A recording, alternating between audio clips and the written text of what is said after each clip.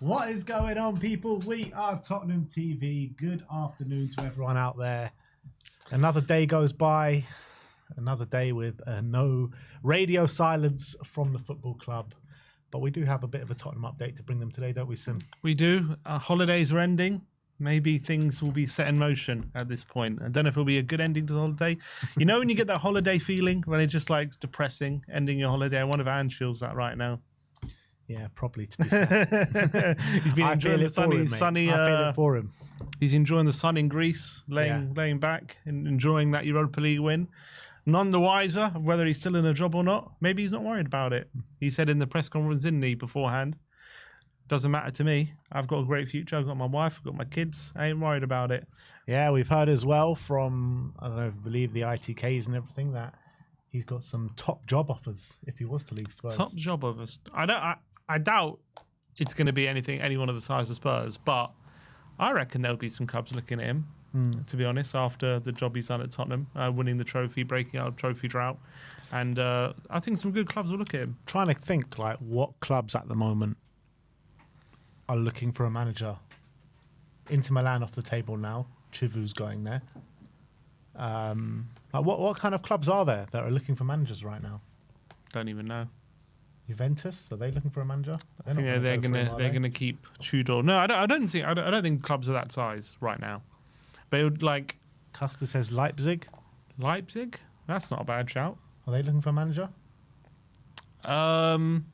I think did they not appoint someone? Or have they not? Yeah, they might not have. Obviously, Leverkusen appointed Ten Hag. James says Brentford. Apparently, Brentford are looking for a manager. Yeah, Brentford. Yeah. I heard today in a report that if Frank does go, then they're going to look to McKenna. Mm-hmm. Which is a smart appointment. Very smart appointment. Someone in Germany, I wouldn't be surprised. Middlesbrough, Flick says. Middlesbrough. Carrick's just bit in the dust there at Middlesbrough.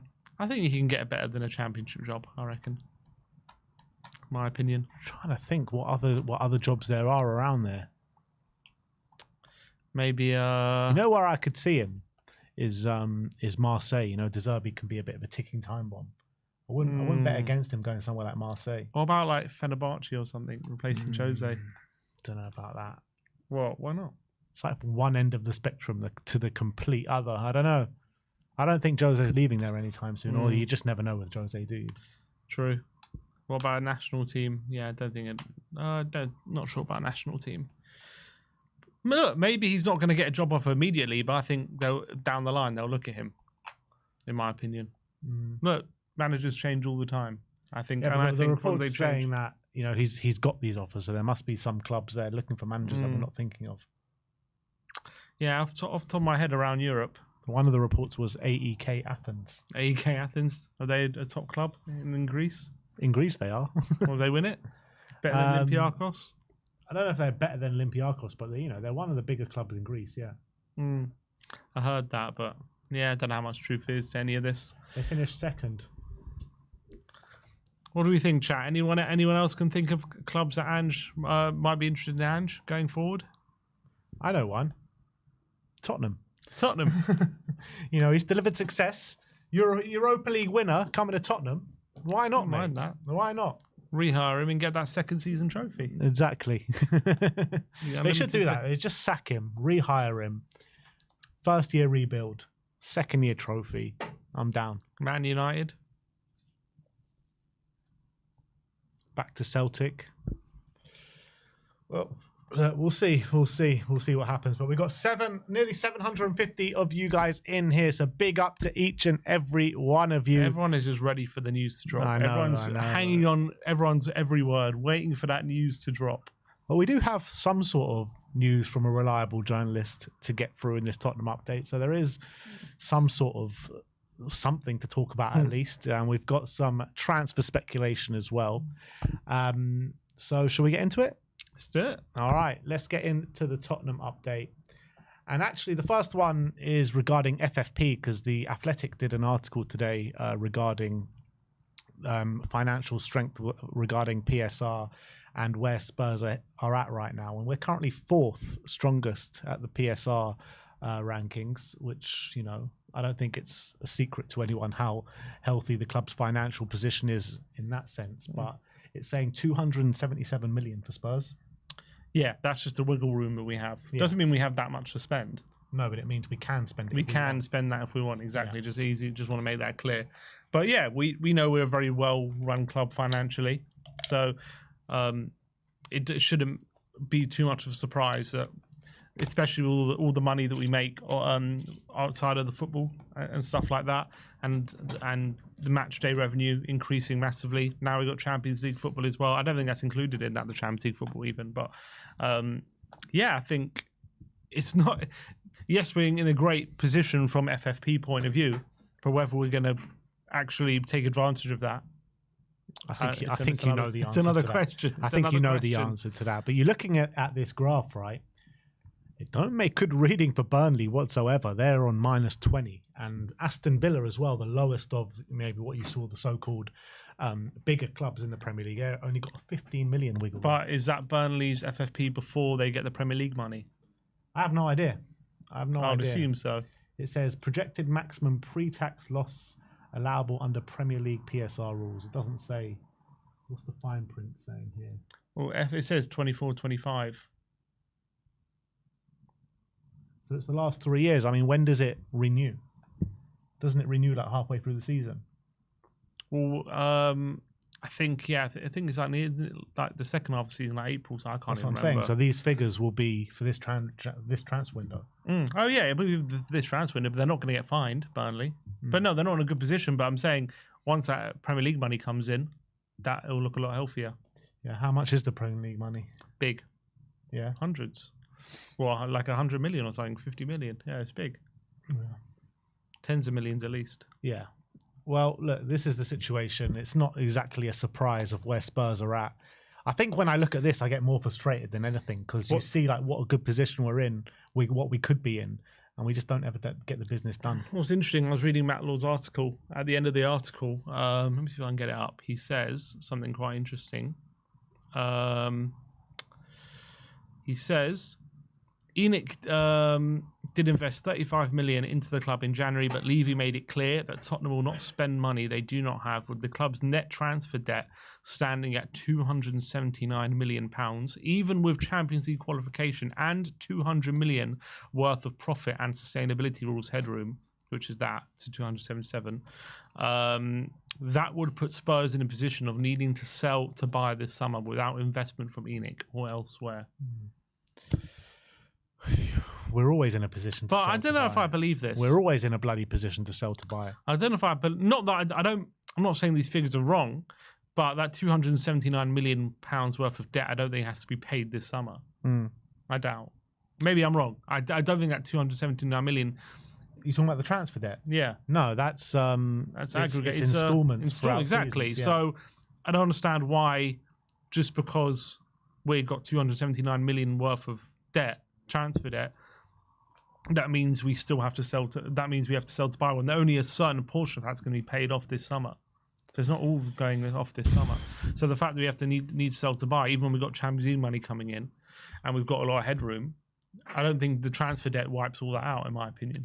Yeah, I think we need some sort of financial expert or someone that's looked at the figures and tax year and all that kind of stuff. We can get Sean on, but you might not want to hear what he has to say.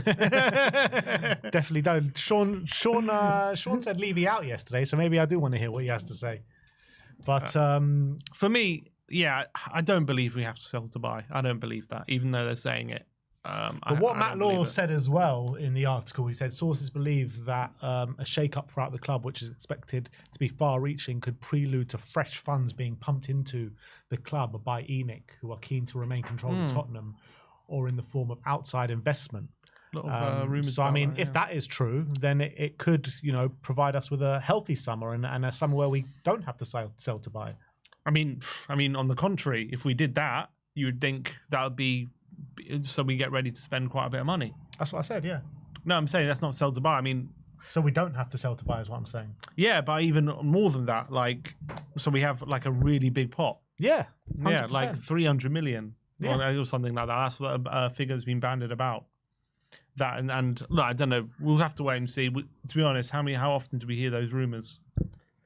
Probably every year. Yeah, and a lot of the time they come to nothing. Yeah. pretty much always. And even, Matt Law was saying in his article, the only time they've invested was in that 2022 period, where they said they're investing 150 million, and we've only seen 97 of it. Yeah.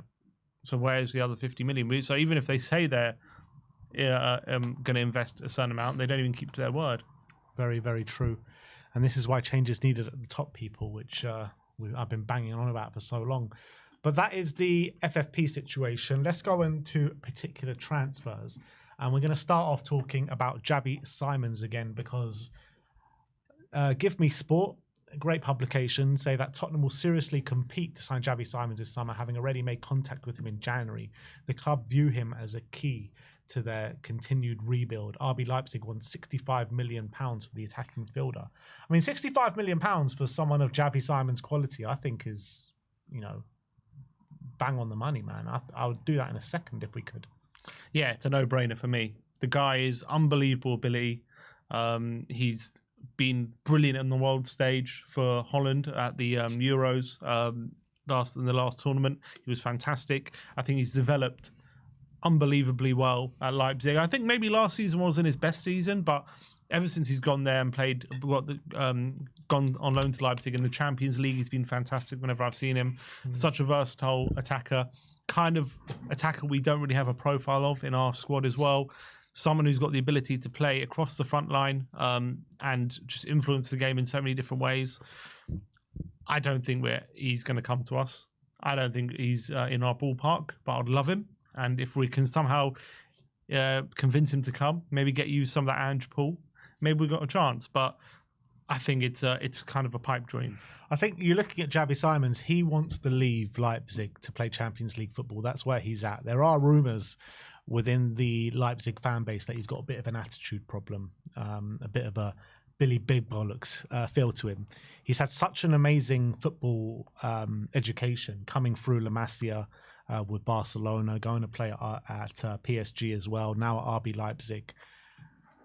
I'm looking at maybe Champions League, like top Champions League teams right now that have the money to spend on a player like Xavi Simons. I just can't see like someone like Arsenal putting out. Liverpool just signed Florian Wirtz. Are they going to go for him? Man City just signed Reinders and on the cusp of signing Ryan Cherky. Are they going to go for him? So if it is a Premier League team, like who else are going to go for him? Yeah, maybe we could put our hat in the ring. Maybe we've got a good chance. It's true, but maybe he'll just stay at Leipzig. You know what I mean? Unless he's desperate to move. That's what I'm hearing. I'm hearing that he really wants to get out this. Yeah, summer. To be fair, they're not in Champions, as you say, they're not in Champions League, are they? They're not in any European competition. Yeah, they're not in any. So maybe he's thinking this is an opportunity to leave. Yeah, maybe we do have a better chance than I'm giving credit for. But still, it just seems to me that it'd be a bit of a pipe dream. But I'd absolutely love him. I'd absolutely love him. Yeah. I mean, it just have a feel about it that Leipzig are just getting absolutely raided this summer, doesn't it? Sesko going, him going. Whatever happened to what's his name? Who's Sesko's partner? The Openda. Openda. He's still there, there's been no talk about him leaving. We were heavily linked with him not long ago. Yeah, he was heavily linked to a lot of clubs, and all of a sudden it's gone very quiet about Openda. But I wonder if he's going to be on the move as well. I think there is a serious opportunity there with Leipzig because a year without European football, I mean, there's also the case that players are going to stay loyal and fight for Leipzig and get them back into the European competition next year, which is obviously very likely, but there will be a few players there that get itchy feet for sure. Yeah. Next up, we're going to talk about Angel Gomez. We brought you the report a couple of days ago that Spurs are very confident to get the deal done for Angel Gomez on a free transfer this summer from Lille. Well, the Bleacher Report is saying that Marseille believe that they are set to win the race for England midfielder Angel Gomez. The news will be a blow to Tottenham Hotspur, who had hoped to secure his signature. Now, if these reports are believed to be true, and he has chosen Marseille over Tottenham, now we're 5th day into the transfer window now. Mark Guehi has reportedly come out and said no to Tottenham. Brian Mbeumo has reportedly chosen Manchester United over Tottenham. Johnny Cardozo has come out, and as of today, it's been revealed that he's joining Atletico Madrid, so he's rejected Tottenham. And Angel Gomez will be the 4th player in 5 days to reject Tottenham in this transfer window. And it's not a surprise. The only thing that is a surprise is that we're actively trying to sign players while we don't even know who the manager is, which I guess from that point of view is kind of you're not going anywhere. You're not going to get anywhere trying to convince players that they should invest their future into you when you don't even know what the future looks like for yourself. Leroy Sané as well. That's 5 in 5 days. Sané. That's 5 in 5 days. Yeah. So I know there's a lot of reports. Look, we don't really know how much of it is true. We don't even know if we wanted any of these players. Obviously, Johnny Cardozo we do know, but because we had kind of clauses. But the other ones, it's all kind of hearsay. But obviously, if there is truth to them, then it doesn't surprise me that they're looking at Tottenham. We're in limbo with our manager. We don't know where we're going.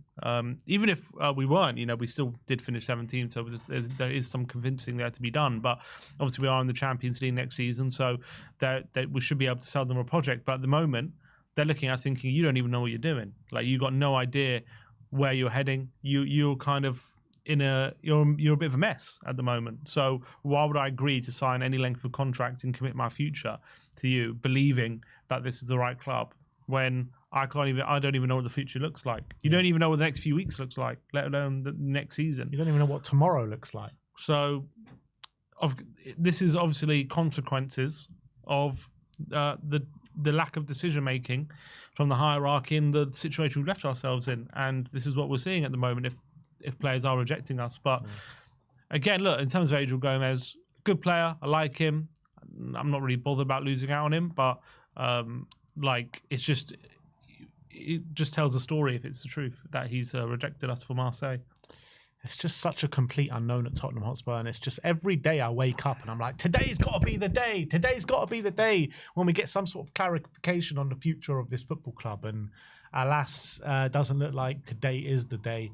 Another player that we've been linked with is Inter Milan's Jan Bissek. Inter Live and Inter Publications say that Tottenham are prepared to meet Inter's valuation of 40 million euros for Jan Bissek. Manchester United and West Ham both interested in the defender. He's had a solid season this year, Jan Bissek. I think he hasn't been kind of like starting every single game, but he's had, a strong amount of minutes this season. 27 games in the Serie A. Did start 13 games, I think, including the final in the Champions League. Yeah. Didn't go too well for him. No, it didn't go too well. But I've been pretty impressed whenever I've seen him. I think he's a very good defender, and he's really like strong, physical. The only thing is I would say about him is I'm guessing we would be signing him to replace Romero, and what he doesn't have that Romero definitely does have is that ability on the ball to pick out passes. I don't think he's kind of the best in that kind of facet of his game. But I think obviously he's still fairly young. He's at 24. I don't think it's something he's going to massively add to his game. But I've been really impressed. I think it's been really good season for him at Inter Milan, and I think it would be a good signing. But I kind of think you'd want to potentially partner him with Romero potentially. But yeah, I don't know. He's a player that plays predominantly on the right hand side of the defense. That's true. But if it was him and Van de Ven, I don't think you kind of lose that ball playing ability out of the back. I think, in my opinion. So, but I like him. I think we should sign him. I definitely think we should sign him. I think he's still very much a work in progress, though. Jan Bissek, like he's not like established like Romero is. I mean, he's 24. He's not a youngster. Yeah, but like this is his proper breakout year. Yeah, and he's been great. He's been great. I think if you're able to get someone like him in, you take it. But is he getting called up to the German squad these days, Jan Bissek? I'm not sure if he was in there. I don't think he's played last night. Let's see. Don't know how many caps for Germany he's had. I don't envisage it to be too many. But he's had one cap. Yeah, I think he's been one that's like developed a bit later in his career. Yeah. I think he's definitely a very interesting one. Whether we know Cherby's not lasting long at Inter, so whether they're going to want to lose another centre back on top of that potentially, whether they're willing to sell. But look, Inzaghi's left. Maybe some of these players will think now's the time to leave. Maybe it's a summer of change for Inter. Yeah, I think so. And it looks like they're in deep trouble as well with some sort of financial issues as well. Yeah, some legal issues. Yeah. And the next player we're going to talk about is Peyton Miller, as Seth Mann, who's a New England Revolution journalist, says that Tottenham have held talks with New England Revs over signing 17-year-old left-back Peyton Miller. Since making his debut, Miller has appeared in 21 games, has knocked up 1 goal, 3 assists in 1,500 minutes in the MLS this season. This just stinks of a DeAndre Yedlin, to be honest. Look, he's 17. I don't know much about 17-year-old left backs from English revs, but You're supposed to know everything about football. yeah, well, there's only a certain limit to my knowledge. I don't watch the academies or whatever. The first team. Look, I don't know anything about him. You could say it's another Yedlin. I think it's pretty lazy analysis, but I don't know how good this guy is or how bad he is. I don't know. But I mean, Yedlin obviously was very good at that age. You know, he was brilliant in the MLS. Mm-hmm. He came over to England, didn't really hit it at Tottenham, but he didn't do badly at other clubs in England. We just never really gave him a chance. That was the reality. He went to Newcastle, wasn't great there either. Yeah, that's true. Sunderland, was it Sunderland as well for a bit? I think so. Anyway, look, for me, each player is different. I don't want to just paint him with the Yedlin brush, put it that way. Just because Yedlin wasn't great for us or whatever, doesn't mean this guy should be dismissed. But I don't know him. At least 17. You know, how good is he going to be at 20? Who knows? Yeah, we loaned him to Sunderland, then he went to Newcastle, Galatasaray, into Miami and Cincinnati. You know, a funny fact about DeAndre Yedlin, when he was at Miami, he was actually captain of that team when Messi joined. So he actually captained Messi for a couple of games. Messi. How mad is that? Messi was getting ordered around by Yedlin. Yeah, literally. How mad is that? Love that.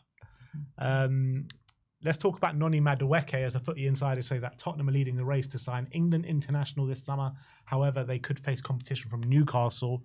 Newcastle did try and sign him, I think it was last summer or January, I can't remember which one, but they were in for him at a certain stage.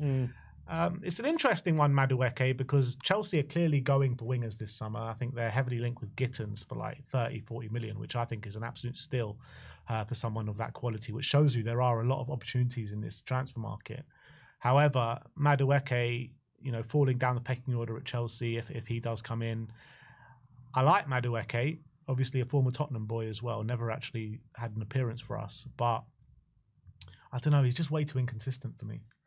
The funny thing is, he started the season unbelievably, didn't he? He got that hat-trick. Got that hat-trick against Wolves, was playing really well, and he's talking, I think he got an England cap as well. Yeah. So he was playing really well, and then he hasn't really been able to nail down a spot consistently. I think he's seen a lot of minutes, and I don't think he would say he's had a bad season.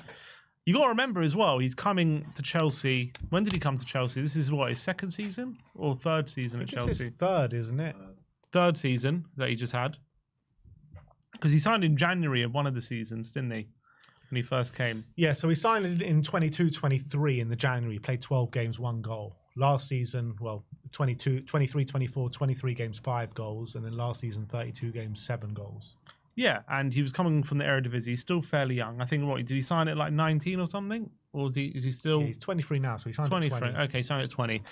I like him. I think he's very different to Brennan. He offers something very different to Brennan. I think he obviously can play in the Prem, and he's a Prem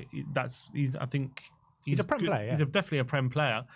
Is he a game changer? No, but not right now. But I think he's got unbelievable scope, in my opinion. And I think right now he's showing he can play in the Prem.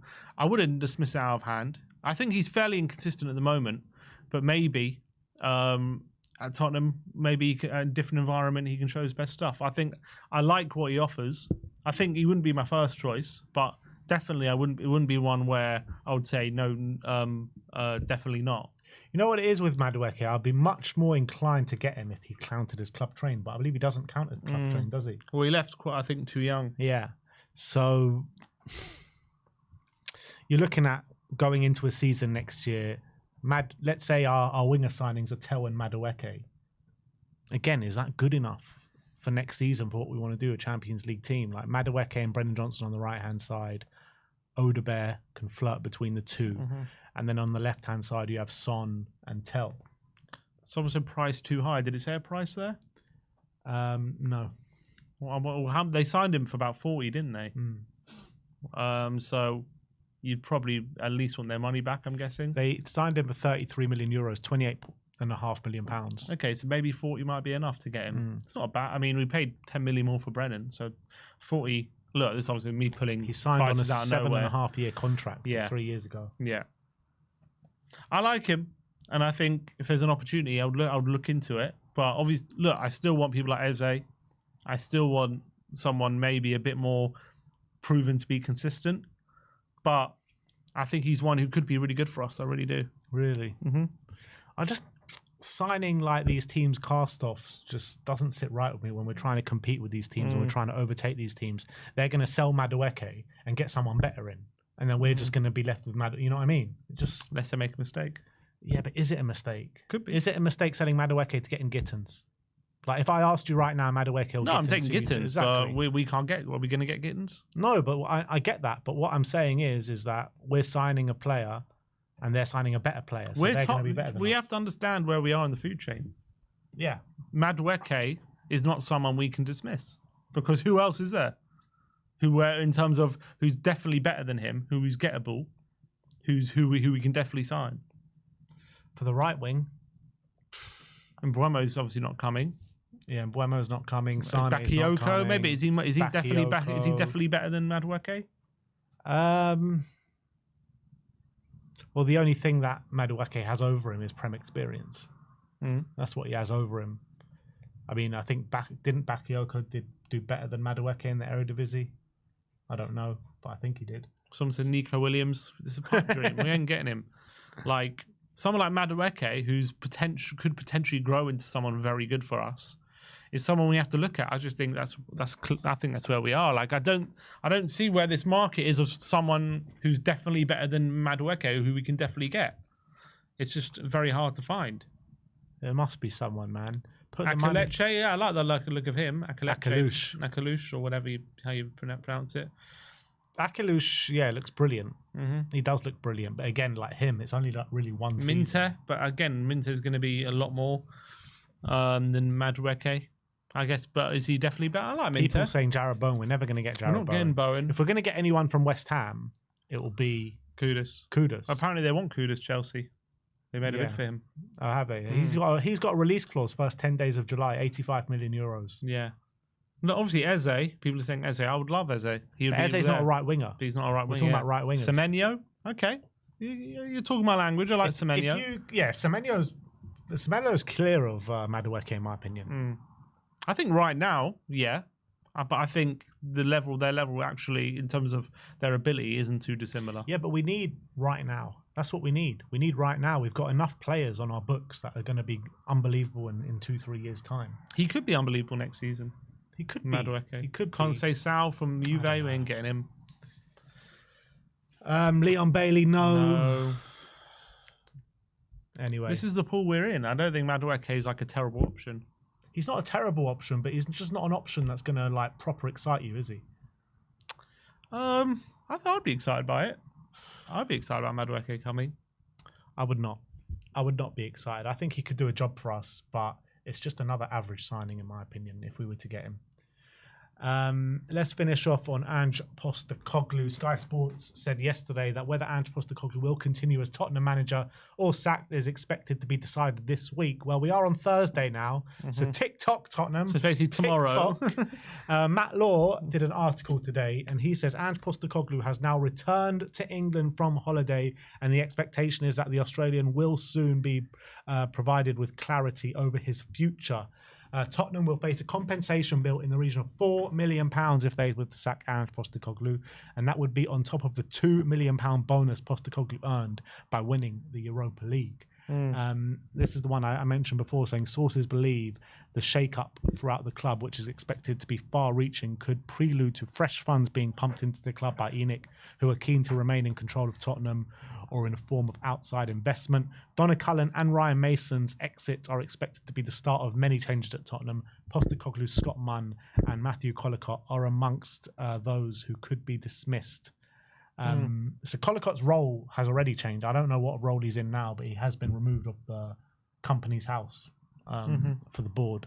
So there were rumours that when that did happen, that he was going to move into some other role, but we don't know just yet.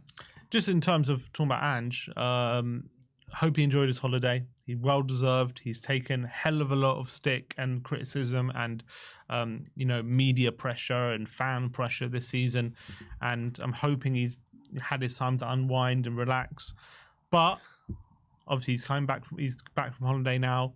Levy's gonna obviously hasn't told him either way. We heard Ali Gold today on his podcast say he's heard from sources within inside the club that the staff and Ange, no one is any the wiser whether they even have a job going forward to next season. So it seems as though Levy has waited until after his holiday to basically either make the decision or let Ange know of the decision, and we should know now in due course. Now he's back from holiday. Well, you know what? I've got some good news for you, Sim. What? I've got some good news for you. Where is this comment? Where is it? Anyway, someone put a comment in saying he believes that Ali Gold is going on holiday tomorrow for 3 to 4 days. So that means an announcement is coming very soon. We're signing Vinny Jr. It must mean something big's going to happen. Whenever he goes away, something drops at something massive. Well, that's big news. That's bigger news than anything. Ali Gold's about to go Forget on Ange coming back from holiday. Ali Gold is going on holiday. But do we think the fact that, let's say that they have made a decision and they're waiting for Ange to come back from holiday to tell him? Yeah. Do we think the fact do we think that they would have told him he's staying on holiday if that was the decision? Or do you think either way they probably would have waited till after he comes back? I don't see why they wouldn't have just said, while he's on holiday, you're staying. I think the only reason to speak to him face to face surely is to relieve him of his duties. And just do it in an appropriate way. Because after winning Europa League, you can't really just call him up saying, yeah, you're sacked. Yeah, you're gone, mate. Yeah, that's disrespectful, I feel, doing it over the phone. Yeah. But maybe you are talking about a board that sacked someone at half time. That's also true. But maybe either way, they wanted him to just not think about it and just relax. And do you really think he's not going to be thinking about it with all this kind of talk going around? Of course he is. After winning the Europa League, after how from the end of that cup final all the way till the parade, he's pretty much twerking for the job, to carry on in his job. You know what I mean? Yeah, you're right. There's no chance he's not thinking about it. But is there any world you think they have kept him to stay, but they wanted to tell him that face to face?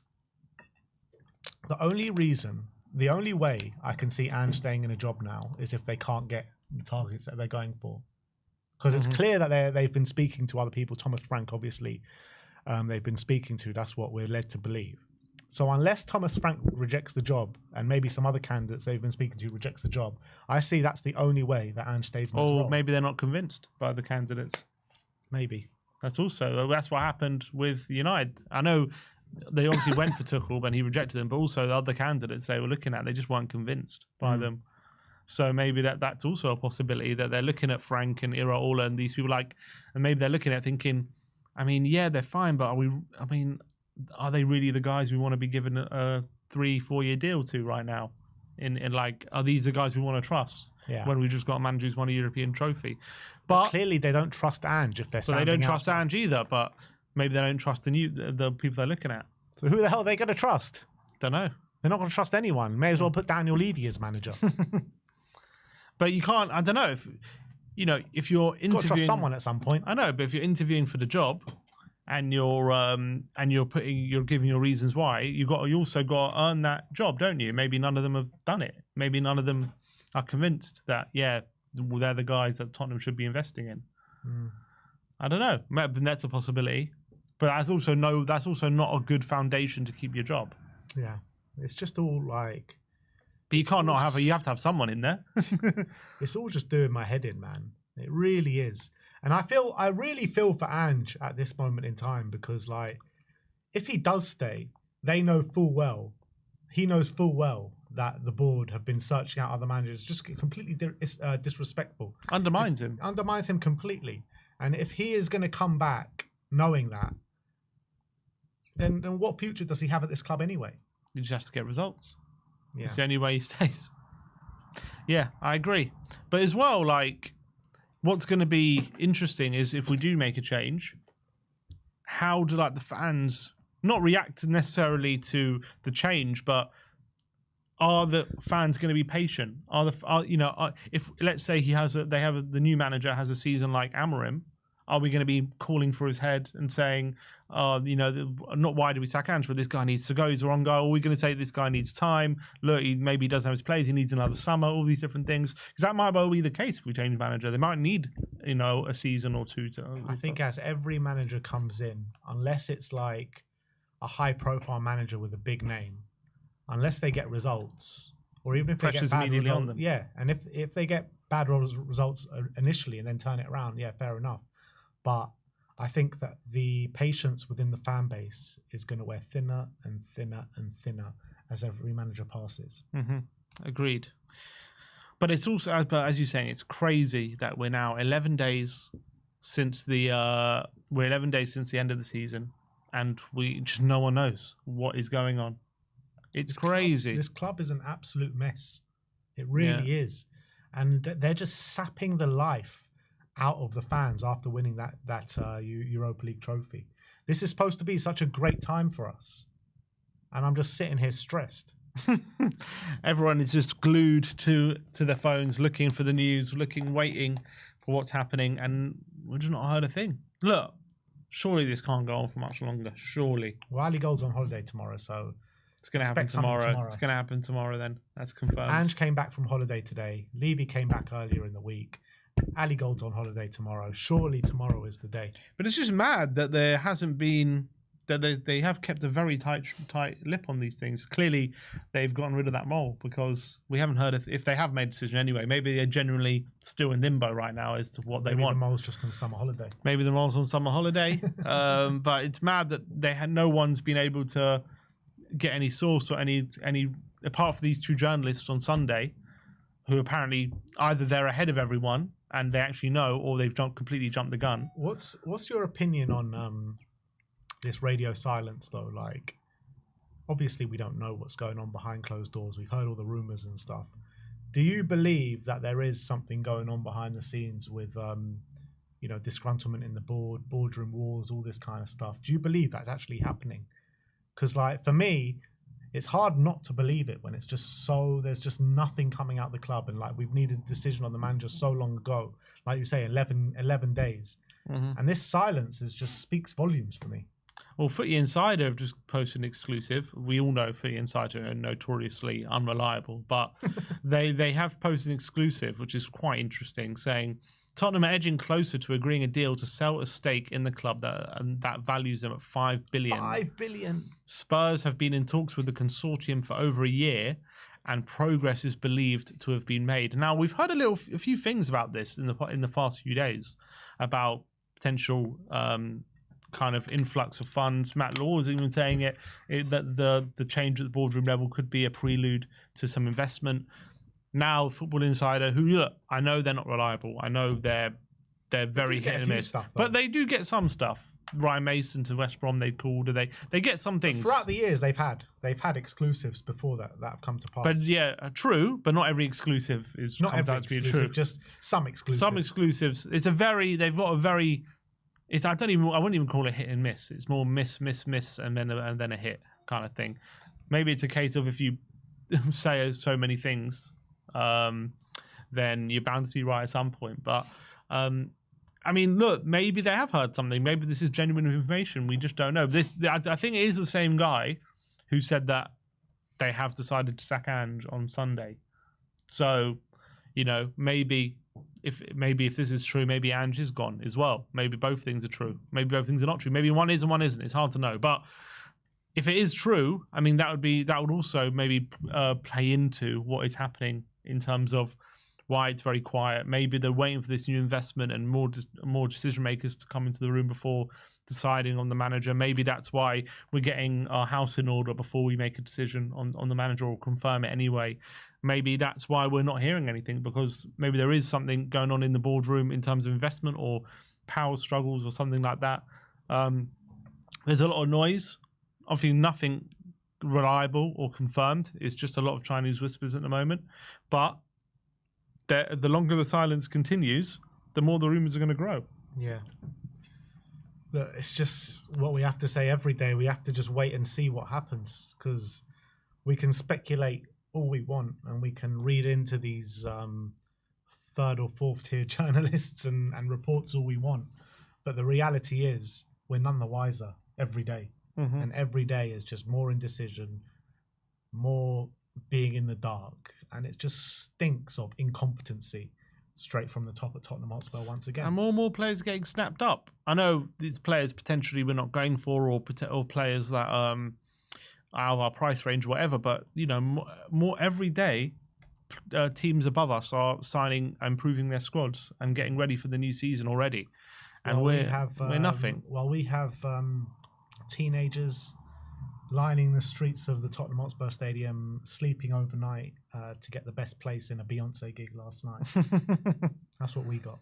That's what we got. It's just a mess. It's just a complete mess. And kids are sleeping in the streets of Tottenham. Not a great place to do. Not a great place to sleep. It's just I don't know what to think at the moment about what direction we're going in or anything, because I understand if there is genuine stuff going on in the boardroom, maybe that does need to be sorted out before we make any decision. But obviously, we don't know. There's been no real reliable information about that as well. And all we know is that the only thing we do know for a fact is 11 days after the season has ended, and for all intents and purposes, they haven't decided who the manager is going to be. And every team is cracking on, apart from Tottenham. I mean, it's actually nuts. It's nuts when you think about it. How could it take so long? What are they waiting for? What is going on? There's all these rumours, but it's crazy. This is the worst timing possible. It's literally the worst timing possible for this. This is such an important summer for us. Such an important summer. We're all saying that if we didn't make Champions League football, and if we didn't win that Europa League, it's going to set us back so many years, and we won't be able to get targets in and all this kind of stuff. Well, this indecision is setting us back massively. Yeah, never mind Champions League football. What's happening right now is, and I think it also, people are going to look at this and thinking, what is, do I want to go into this circus, this mess? Do I want to join it? Like, I don't know if many players are going to be convinced right now with what they're seeing. A decision has to be made. Decision has to be made at some bloody point. The only way this is good for us for the long term, if Levy ends up going over this whole thing. If all this indecision happens and we have to take the hit on this season, and we can't get top targets in, and Levy goes, that's a win in my opinion. That is a complete. Well, maybe win. there is some serious investment coming. I really hope so, and that would be something interesting. Because all of a sudden, maybe some clubs or players might look at that and think, okay, maybe they're going to start to be really serious now. I'll take another season off if it meant Levy was to go this year. Another season off? Yeah. You mean like 17th? Yeah. What about relegation? No, I mean, if we got serious investment, I'll tell you this now, if we got serious investment, like mega money coming into this club, and it meant Levy was to go and we'd somehow turn into this like powerhouse of a club and, all the money in the world, blah, blah, blah. Yes, I would take it if Levy was to go. 100%. But United got new owners, hasn't exactly improved them.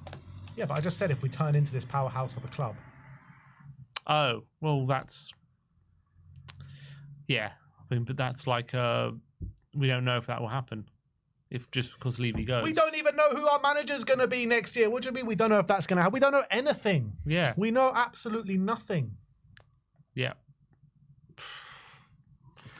It's a weird time to be a Tottenham fan right now. It's a very weird time. Yeah. But look, it is what it is. That's our Tottenham update. Hopefully, at some point during this stream, some more news, some actual news is going to break. And we can talk about that when it comes. Wouldn't bet on it. I won't bet on it either. But you never know. But stay tuned because it could happen at any moment. You never know. We're going to be live for a little while yet. And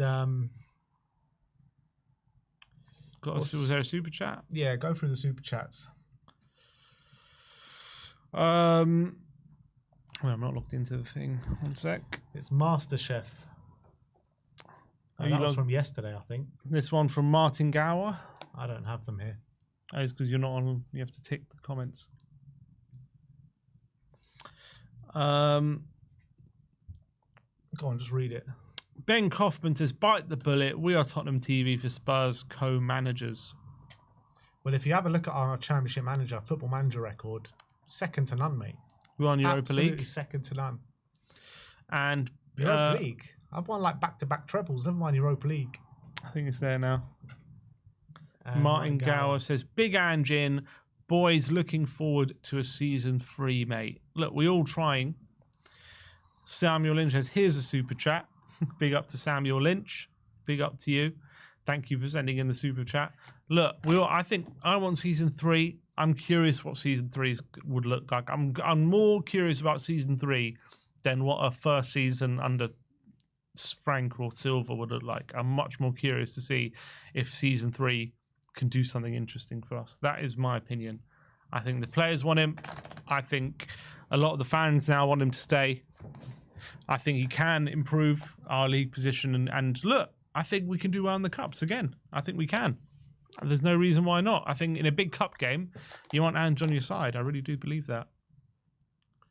Yeah. Look, I want season 3 as well. But even like now, like season 3, who are we going to bring in?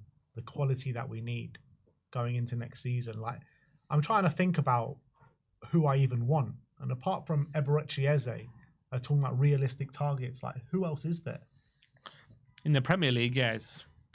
Who knows? Because we need serious players to come in. Like, we can't be just signing these teenagers again going into next year and expecting a different result. Like, we need established experience to come in and take us onto that next level. And I just can't think of who that player is. Look, there are always players out there. It's a big world, the footballing world. There are plenty of players. It doesn't have to be specific, this guy or that guy. In terms of in the Premier League, outside of the top 6, in terms of players who are gettable, who we think would immediately improve us. Someone like Eze, yeah, obviously he's the immediate name, but there are lots of players in Bundesliga, all these other leagues that I'm sure we'll be looking at and thinking, you know, who knew who Van der Ven was before we got linked with him? You know what I mean? Yeah. You just find these people, and that's what we got to do. We got to be smart with our recruitment. Yeah, I guess you're right on that one. A few people mentioning João Palhinha in the comments. I mean, he's definitely gettable this summer, that's for sure. And he would be one I'd be very interested in. Yeah. He is like, 29, 30 years of age. You know, it's not going to be a long-term one, but I'll definitely sign him for the next couple of years. Yeah. I like Palhinha a lot. I think it's great. This one says, any loans you want to keep next season? Manor, Belize. See, I'll be open to keeping Manor. I would like to see him in pre-season first, but I think he's out the door, to be honest. I think they're going to cash in on him. Yeah, I think so. I think they're going to use this opportunity, especially with the potential news that some people are saying we have to sell to buy all these things. I think Manor's definitely going to be sold on that front. Yeah.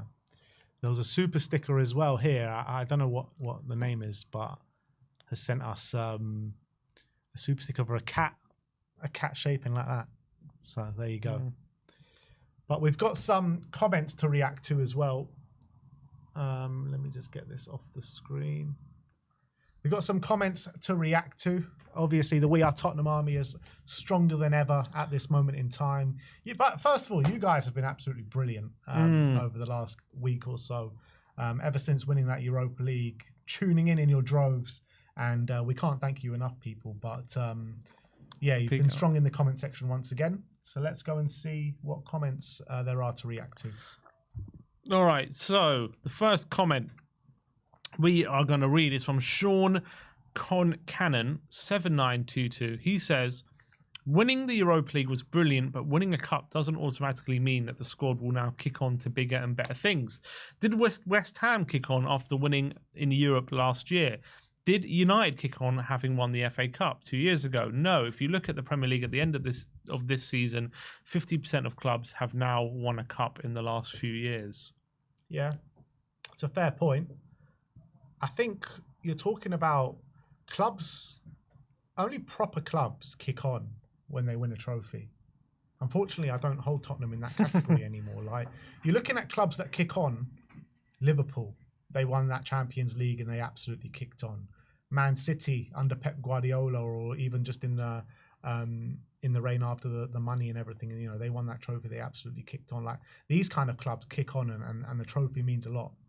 Like us, I feel like this trophy is just like a snapshot in time. Yeah, it might be, especially with all the uncertainty in how we're running things. You get the feeling, though, for example, if like Poch would have won a trophy earlier on, like let's say we won that Carabao Cup final, we're a proper club then. like I reckon a lot of those semi-finals that we lost in the FA Cup, 100%. maybe the mentality would have been different instead 100%. of like things just going against us all the time 100%. and a mentality thing. But the difference is, like, you know, we were fighting at the top of the league at that point, and you know, we were over the course of 2 years, we were the best team in the Premier League. Like, we're a far cry from that at the moment. You know what I mean? Yeah, I understand that. So I'm looking at teams that are fighting at the top of the league, I think, and they're just not about getting over the line. That trophy means they can kick on. Like, if Arsenal were to win a trophy, like in the last 2 years, it would have meant a lot, and it meant they'll probably kick on and win a lot more trophies. We're just not that at that moment.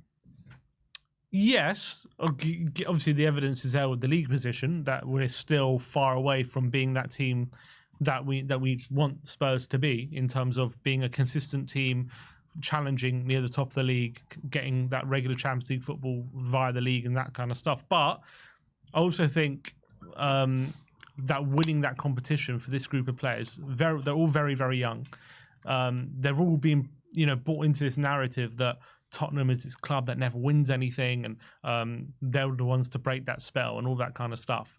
And I think we have seen evidence that they can perform good in the league. Maybe this season was, you know, a complete shit show, but I think there's reasons for that. But I think obviously first season we did finish 5th in the Premier League. So I do think they've shown we can finish in that position. We are capable of it. And I think the confidence this win and togetherness it's going to bring us, I think you're going to see them play next season with their chests out. There's so much more confidence. I think you're going to see a much more confident Tottenham next season. Well, if we keep Ange, that is. If we don't, obviously we have to wait and see what it's going to look like. But I think next season it could be something that kicks us on. I really do believe that, because I think what does kicking us on look like, though? Obviously, depending on, you know, summer and stuff. Let's say we keep Ange. What does kicking us on actually look like? Getting back into that top 6, top 5, and also having a good run at these cups and being serious in these cups and actually being proper challengers and potentially going all the way in one of them. Not the Champions League, maybe the Carabao or the FA Cup. And you know, I think they're gonna know that we're capable of winning these competitions now. We can actually win it. We're not just there, you know, dreaming of it. We've done it before, and we've been there and done it now, winning these competitions. Really hope so, man. I really hope so. Go on. The Yid in America says Tottenham are a rudderless ship. Leadership oscillates at their whim, hiring and firing directors of football like middle managers, taking 10 plus weeks to find a new gaffer, and now threatening to piss all over the good vibes of our first real trophy in 30 years. There's no clear plan, no momentum, no vision, just dithering. Levy needs to go. The longer we sit in limbo, no director, no assurance for Ange, the more our transfer window advantage evaporates. We need 3 to 4 established starters, not this slow motion drift. Do they not understand how the players feel about Ange, how the majority of the fan base backs him? The man just delivered a European trophy and gave us an identity back. And yet, crickets. It's pathetic, momentum sucking. Levy is actively holding this club back. Someone needs to tell him, you're doing it wrong. Yep. Preach. Absolutely spot on. I couldn't have said it better myself, so big up to him, man. Big up. Levy is holding us back. He doesn't seem happy, does he, the Yid in America? No, and I don't think many Spurs fans are happy right now, even though like we're delighted with winning that trophy. It's just sapping the life out of us, all this indecision and all this unknowing and everything like that. And like, don't get me wrong, you know, over 24 years, Levy has done some good things for the club. I won't say otherwise, but the negatives just heavily outweigh the positives massively. And he's just holding us back, and we need change at the top. All right. Peter U9SB says, "Good job, guys. Good job, guys. You've been part of pushing for this, encouraging the talk about Ange's departure, with Levy taking notes. Now see how Spurs will decline again and not win a trophy for another 20 years. I'm out of this Spurs channel. Despicable not to stand by the gaffer. Hope you guys who supported Ange will join leaving this channel." Well, Peter. I think it's directed at you, Ben. You've been part of this. This is your Peter. fault. This is your fault. What happened to you after Chelsea, though? Huh? What about you after Chelsea? It was a week. Yeah, and? What? I wanted him back. I said if he beats Frankfurt, he gets back. He's back in my good books. You said Ange out. After he cupped his ear to the fans. Yeah. So it doesn't matter why or when and how or how long it was for. You said Ange out. Okay. For a week. I just said it doesn't matter how long it was Why for. does it not matter? Because it doesn't. You still Why? created the conversation. I didn't create it. I created it. Come on. You cannot accuse me of creating that conversation. Okay, you carried it on.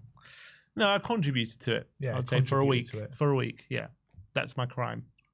Yeah, I'm not gonna sit here and lie. Obviously, I was banging it a lot more than you and for a lot more often than you. And look, he's won the trophy. He's proved me wrong, and I want him to stay now. Like, what more can I say? Do we think the massive clamour to sack him, regardless of the Europa League result before it happened, is contributing to this indecision? Or do you think it would have been there'll be an indecision regardless? Nah, look, I think Levy is more than capable of making his own decision and finishing 17th in the league with the results that were happening week in, week out for the majority of the season. I think in his own mind, regardless of what the fans were thinking, he was thinking, I need to sack this guy. That's what the feeling was. That's what, in my mind anyway. And I actually think the clamour from the fans towards at the parade on a positive note, and the clamour from the players on a positive note towards the end, that's caused the indecision in his mind. But maybe throughout the whole season, he's always stuck with him, right? He didn't sack him, despite a lot of the time there was clamour to sack him. Yeah. And then obviously maybe we know that Levy sometimes does react to fan pressure. Maybe the pressure just got so much. He was like, you know what, I'm just going to sack this guy regardless. That's why, the pressure's so much at the moment. There was so much pressure throughout the whole course of the season to sack him. So if he was going to bow down to fan pressure this season, he would have been sacked already, in my opinion. I think you're probably right about that. D Joshua 9 says half the comments on these videos were Ange out for months. If Van de Ven doesn't clear the ball off the line and United win Europa, you would all be Ange out. To keep a manager from the results of a 1-0 game is silly either way. I'm not Ange in or out, but you're all pretty ridiculous how flip-flop you are for this. Speaking generally, of course. Yeah, it's not wrong. Like, if we lose that cup final, I don't think you would see one Ange inner. Like, even you would be Ange out if we would have lost that. I just can't see him. I can't see how he can stay if he would lose that. Yeah. If we lose it, for sure. So I mean, it is like based on pretty much one game. Well, I would say it's based on 3 games, on 3 ties, isn't it? The Frankfurt, Bodo, and then culminating at Manchester United. Because I think the Ange out kind of narrative was decreasing as we were going further and further into the Europa League. And then obviously we win the cup, the jubilation, something that we haven't done in such a long time, blah, blah, blah. And then, when you see that right in front of your eyes and you're a part of it and you feel it, it's hard not to want to just move on with this manager. That's the fine lines of football as well, isn't it? It's like that can be the fine lines of winning and losing, especially at elite sport. So, yes, if we lost that final, we end up the season with 17th and no trophy, then yeah, I think he can't stay. I don't think he'd have a leg to stand on. But winning that trophy is not just a little cherry on top of the seed. This is like major. This is exactly what we wanted for many, many years. This is a massive thing for this football club, and I think he intentionally put all his eggs in that basket, and he ended up with the trophy. He didn't come second.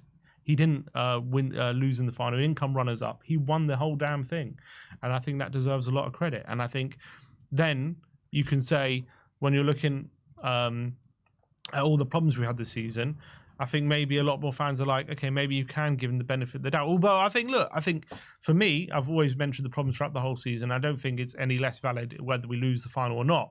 But I also think when we've had these problems, right, and he's had these excuses, Ange, for why we've had them, he still needs to show, I even said this at the time, he needs to show that when we get these players back and all this kind of stuff, that it was the injuries, that we can be a good team, and we're not just this rubbish team who are 17th, and that when everyone's back and he can actually be a good coach, and he can actually get a team to be organised and all this kind of stuff, and we can be good. And I think, in my opinion, winning the Europa League, winning that whole tournament, and the way we performed all the way through in the knockouts proves that, in my opinion, how good he can be. And for some people, it's not enough evidence. And I understand that just winning or losing the final doesn't change that, but what the win does is you have tangible success, like actual success that no one can argue with, that it's there, you can touch, feel.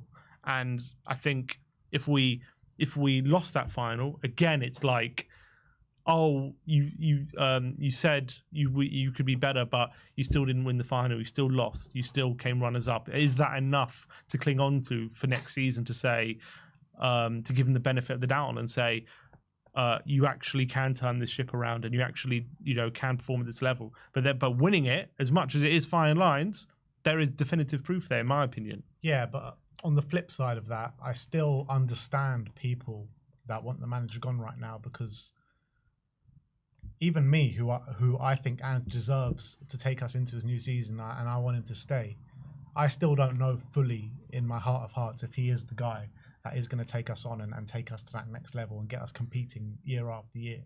Mm-hmm. I don't know that. And on the evidence of, how the whole season has gone this year, there's a strong case to say he's not. But the reality is he has brought the success to this football club. He has won a trophy. So I think just on that basis alone, he deserves to prove the doubt was wrong going into next season. Like, you look at fans, I didn't even think about this the other day, but like you think of fans who are, let's say, 25 years old, 21 years old, whatever. 17 years ago was our last trophy. Like, these fans have never seen a trophy at this football club. Never. Well, yeah. Like, how mad is that? Like, we were obviously at 2008. I remember 99. I don't really remember 91. Like, I know what it's like. I don't remember 99, yeah. You don't remember 99. Like, you've seen one trophy then. In Pretty your much, life. yeah. I've seen two, but I was alive for three. You were alive for two. You've seen one. Like, a lot of fans out there that are just above 20 don't know what it's like at all. They've never felt it. How mad is that? Like, over 20-year-olds just don't know what it's like for this to feel like what a trophy win. And he's brought that to them, and he's brought that to us. So not only has he brought it, he made sure he got it. You know what I mean? He prioritized it. That's what he did. He put all the eggs in that basket to get us that trophy. Whereas maybe other managers in his position, as much as what's it called, the league. I know the league was gone anyway, but I think there are some other managers who maybe would have prioritized in a weird way their ego of not finishing as low as we did in the league to make sure we didn't do that, even if it meant risking that Europa League. I think other managers might have picked another choice, and even said Ange that some in the club didn't agree with him, but he made that decision. I don't get any manager that would prioritize the league at that point. I just don't get it. It just doesn't make sense to me. I agree. But you look at Amorim, like, he played a strong team in the league, didn't he? And like, I'm not saying that was what would cost him, but I'm just saying, like, he wasn't as focused on winning that trophy as we were. Which I just don't get. Yeah. Jack Lane 3679 says, I like Frank. He's worth a punt for a big club, but the timing here is a disgrace. The squad loves our current coach, and we've just won a European trophy. We can disagree on the validity of mitigating circumstances for our poor league form, but if the club sack a winning manager with a harmonious squad, then the ambition of the club is absolutely pathetic. That's true. That is absolutely true. And like I said before, like, whether you think he's the right choice to stay or not, him winning that trophy with the players behind him, with a large section of the fan base behind him, you just have to give it a go. You have to just move on with this manager and see where it takes us. And yeah, look, it's a very strong possibility that we go off to a horrible start next season and he's gone by Christmas. That is a strong possibility going into next season, but at least we've given it a go. Do you think this is, if Ange was to go, this would be the right time for a Frank? Timing wise? I don't know what that means even, but that's what, like, in terms of, like, Ange was like a project, wasn't he? Essentially, he was supposed to be like a project manager, give him a few years to develop young players, all this kind of stuff. Like, now he's obviously finished 2 years of that project. Do we want another manager to start another thing kind of with Frank? Or is it time for someone like maybe more elite at this level to kind of build on that if that's possible anyway? I don't think that is possible because I'm looking at options around, and the options are just not there. This elite option that everyone's clamoring for. Who is that elite option? There is no elite option. Is Javi an elite option? I don't even see Javi as an elite manager. You know what I mean? Like, who is this elite option that everyone keeps going on about? Yeah, I don't know. Zidane ain't coming in. So, is it the right time for Frank? I mean, it's not the right time to sack Postecoglou. That's what it's not the right time for. I think it's the right time to keep with Ange. That's what it's the right time for. The only time will tell if it's the right time to appoint Frank. If we sign him, like, I don't know what that question actually means. Like, it's only the right time if he comes in and does well. Yeah, I agree, but I kind of feel like because we got in that Champions League. Is it time to give the next manager is it time to give the job to a manager just because as we get in the Champions League with a young team to give it to a man who's never managed at European football level before? It's just he can come in and do really well with his kind of philosophy and the way he manages clubs and proper builds teams to counteract the opposition, and that could work well for us in the Champions League. It really could, but you just have to stick with Ange, in my opinion, right now. James Lynch 9252 says appointing Frank, though he is a good manager of budgets important, I suspect, would be a sure sign of Levy's lack of ambition for the football side of the club. And Georgie, the next one's else, Mitro 2054 says sacking Ange for Frank will go down as the worst decision this club will ever make. What, bigger than sacking Mourinho for Nuno? You mean for Poch for Mourinho? You mean? Well, Poch for Mourinho and Mourinho, both of them. Yeah. I think sacking Poch for Mourinho is a bigger mistake than sacking Postecoglou for Frank. Thomas the Frank Engine. Thomas the Frank Engine. Is Frank? Would that be like? Do you think that would signal Levy again, just looking for a manager who's looking to overperform? 100%. Of course it is. That's exactly what it is. And I actually think he can overperform Thomas Frank. I think a lot of people are giving Frank a lot of shit right now. And I do think he can do a good job at this football club. But like I keep saying, we need to stick with the path we're on right now. And if that fails next season, it fails, and then we go in a different direction. Fair enough. But from what we've seen, the players, I can't keep saying it over and over again, but we have to keep on this path, in my opinion. Apparently, Frank is now a favourite, according to the bookies. 1.4. 1.4. And just 3. So maybe something's happened. Maybe the... Yeah, well, last time we checked, Postecoglou was favourite with evens and Frank just above it. That's what I'm saying. So maybe with him coming back from holiday. I'm a bit worried if Frank is the appointment, like Levy uses that as an excuse not to really spend any money. Not that he needs it.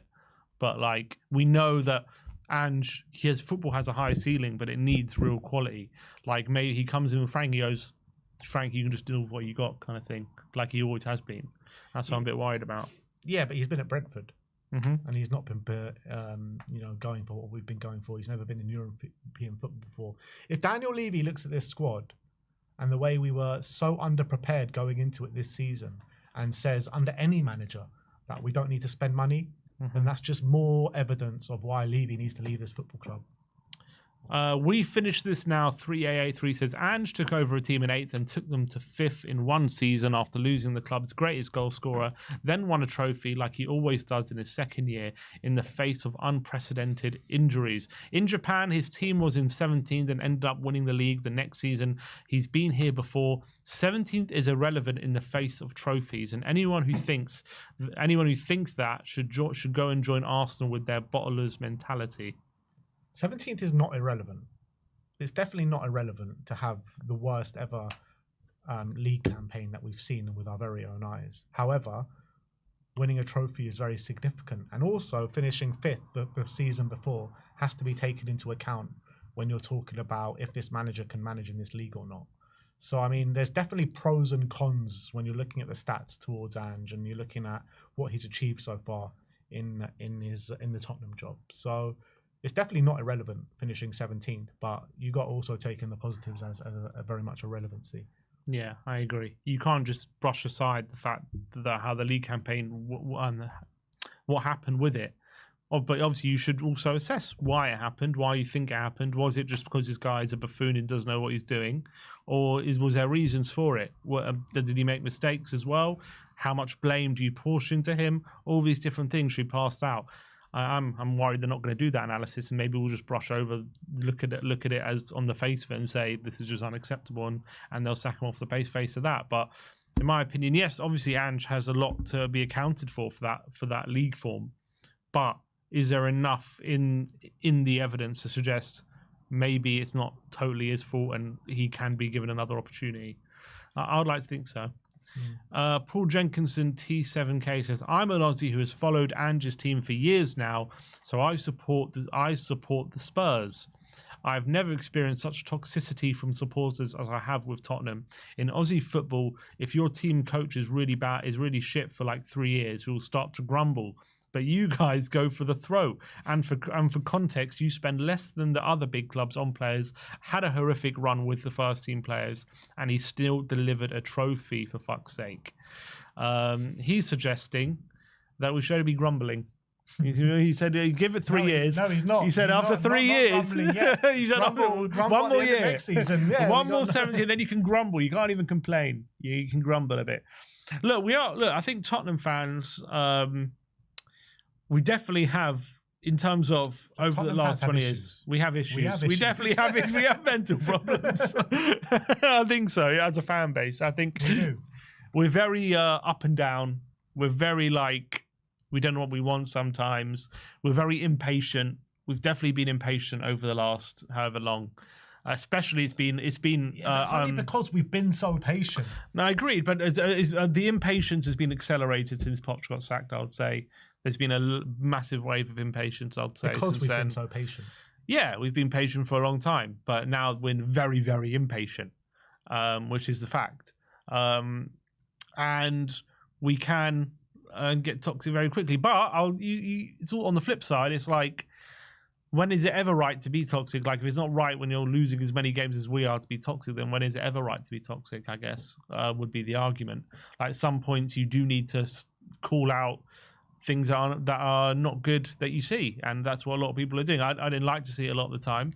And obviously, while we were still in the Europa League run, which we ended up winning, it wasn't great. But obviously, we did end up with the trophy and we won. And, it's been, hasn't been any toxicity for a week after, and then it started again. But I think right now the fan base is in a better place than it has been, for sure. Sections of it, yeah. Most of it, I would say. Sections of it. There's still elements. Yeah, you always the reality is, right, because we're not at stadiums right now, all we can go on is what's going on online. And what's going on online is, a lot of it is pretty toxic, to be honest. And like a couple days after winning that trophy, there's already Ange in, Ange out debates, and everyone's going at each other's throats. And I'm just like, come on, guys. Like, can Spurs fans ever be happy? When are we ever going to be happy? When we've won a league. So never. We're never going to be happy.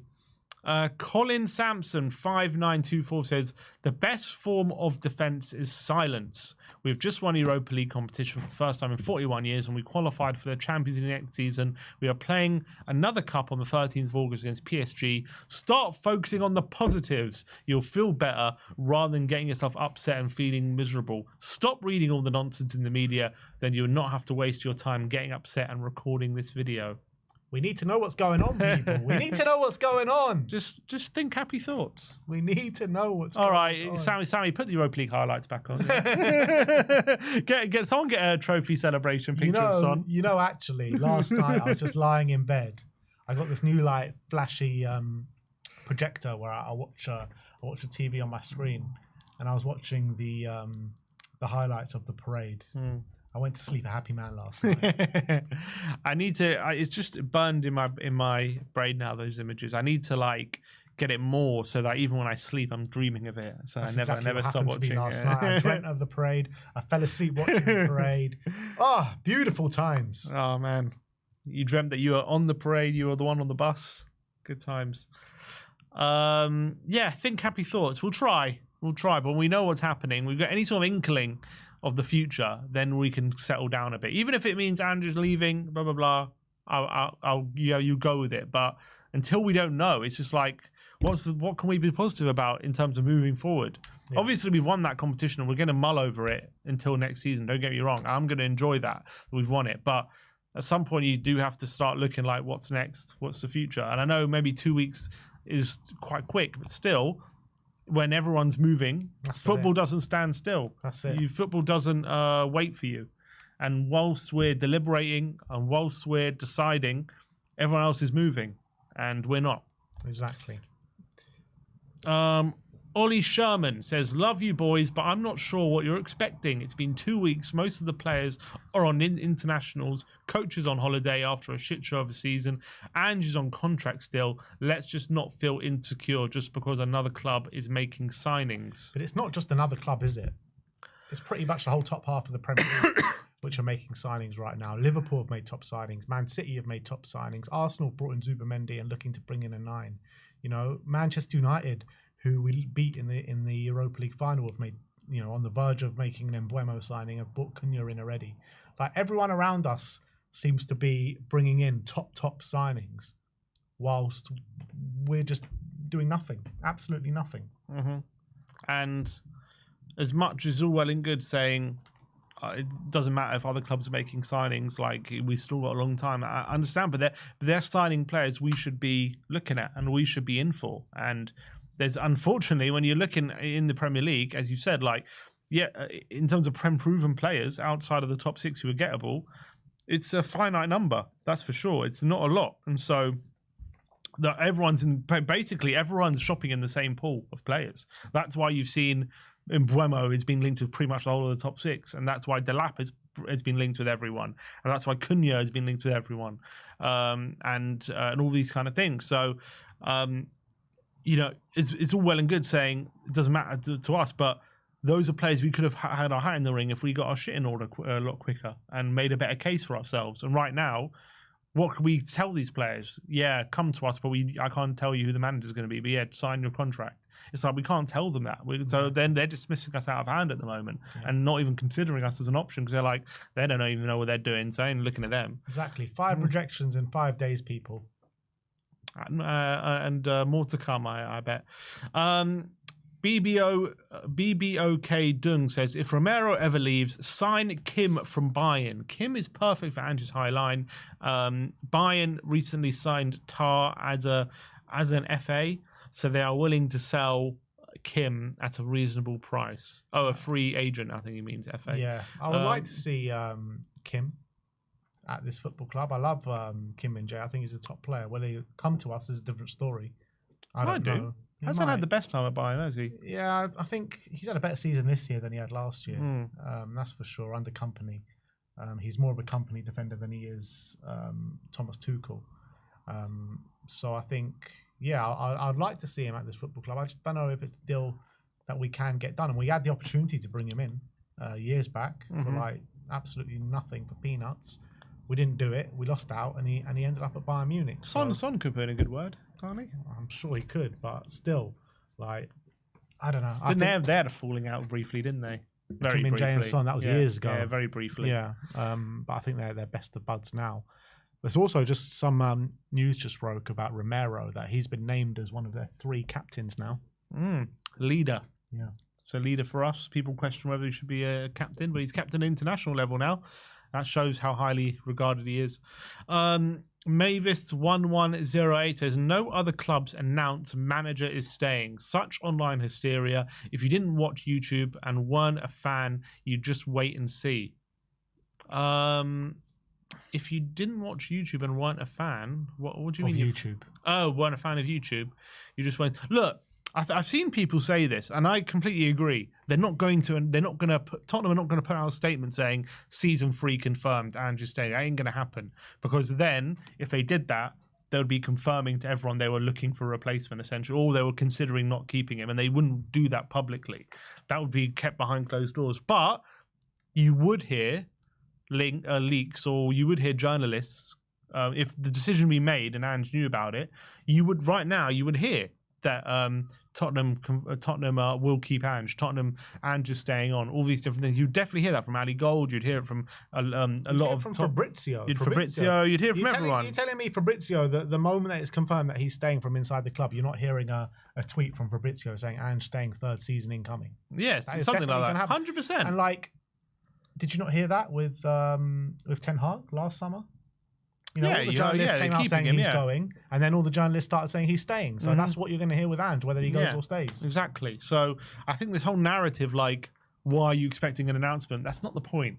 We're expecting to hear news, not necessarily from Tottenham itself, but obviously when news gets filtered to the journalists, that's coming from Spurs. That's something they're filtering out. They're leaking that information. This isn't they're not just finding out without Tottenham's knowledge. Tottenham know this is going to break. Tottenham know all these things. Put it this way, we're not waiting for a club announcement to say he's staying. No, we're not. But we are waiting for news to come out from journalists to suggest either way. And the fact that, and also on the flip side as well, all we have heard from journalists and other people is that he's leaving. We haven't heard any suggestion yet that he's there. And I haven't heard one person saying that Tottenham are going to keep him right now. Everyone is saying he's either been sacked or they don't know. That's one of the two things. Yeah. So as long as that's the latest we've heard. It's not like we're hearing that anyone's behind closed doors saying that he's staying and we're just not believing it, waiting for an announcement for the club. That's not the case. We have heard from journalists and everything that either from reliable people that we've chosen to sack him and we haven't heard that confirmed,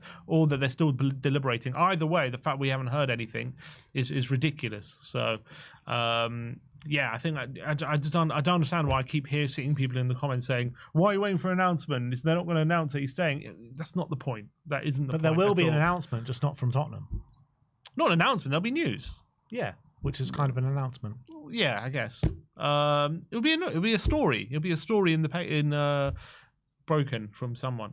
Robert Phillips 328 says, guys, the role of a CEO at Tottenham is entirely different from the role of a chair. A CEO's responsibility is to action the strategy of the board.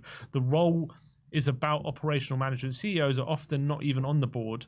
Often they just attend this with the CFO. A chair's responsibility is to the shareholders. For Levy to be removed as chair, he essentially has to be fired by ENIC, who own the controlling shares / votes.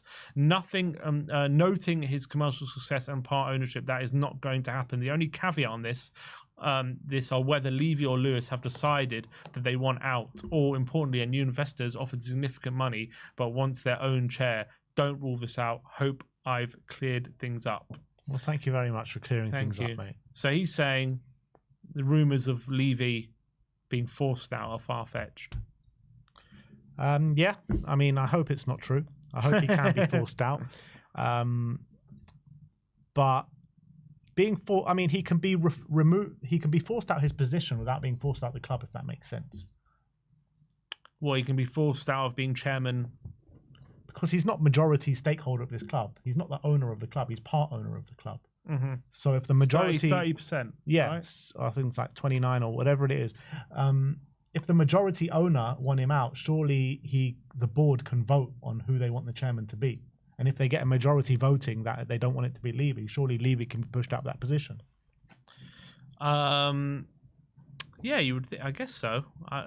Well, also, what's his name? I think Carrington has come in as, I think, someone that Lewis has appointed onto the board. Isn't that right? Non-exec director.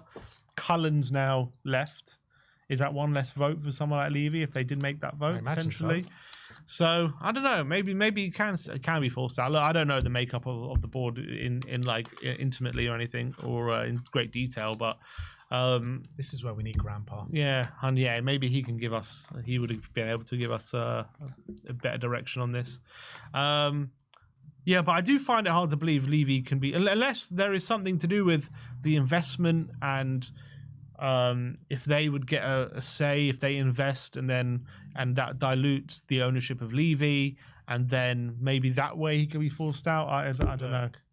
Daniel, I want to have a heart-to-heart with you, man. Daniel, if you say, you've always said you're a big Spurs fan, grew up as a big Spurs fan.